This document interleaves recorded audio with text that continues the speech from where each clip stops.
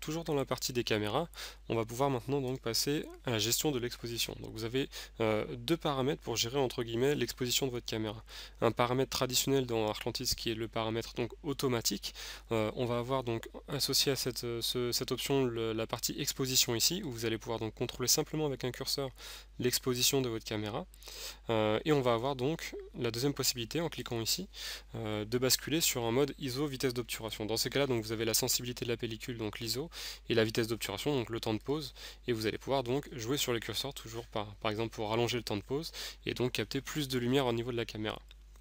Chose très intéressante à noter, c'est que vous voyez qu'effectivement l'ISO va avoir tendance à vous rendre une colorimétrie juste. Si par contre je suis en mode automatique, dans ces cas-là, vous voyez que certaines fois la caméra va avoir des teintes un petit peu plus marquées. Notamment quand je suis en intérieur par exemple avec des murs blancs, un plafond blanc, le soleil qui vient rentrer donc dans ma pièce au travers des fenêtres et un parquet sur le sol, dans ces cas-là je vais avoir une ambiance un petit peu jaune. Première nouveauté de cette version 6, je vais pouvoir dans les paramètres ici de la caméra aller chercher par exemple la balance des blancs. Et donc si je suis en mode automatique, il va prendre par exemple le pixel qui doit être blanc dans l'image et il va donc essayer de recalculer les teintes en fonction de ce pixel là.